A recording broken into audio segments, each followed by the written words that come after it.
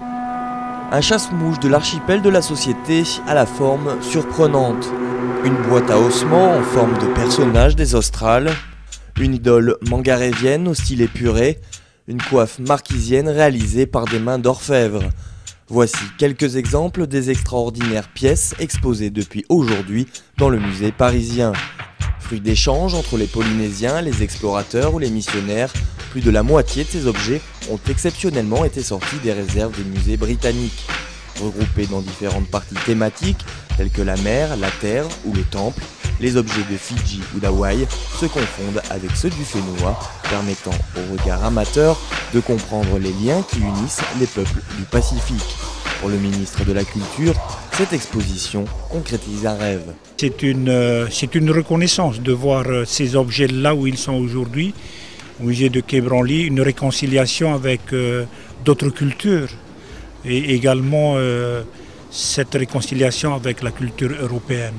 Et revoir ces objets, pour moi, c'est vraiment une forme de reconnaissance mais inimaginable, de nos anciens, des objets qui ont servi dans leur quotidien. 1760-1860, une période clé dans l'histoire polynésienne où les échanges se sont multipliés aussi bien avec les Européens qu'entre Polynésiens.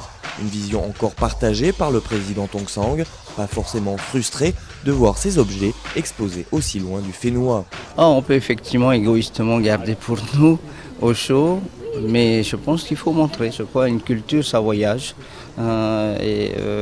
C'est bien que ces objets fassent d'ailleurs le tour des musées, des grands musées du monde.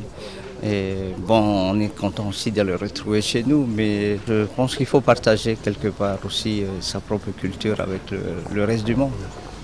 Il vous reste donc 3 mois pour découvrir les trésors polynésiens du Quai Branly.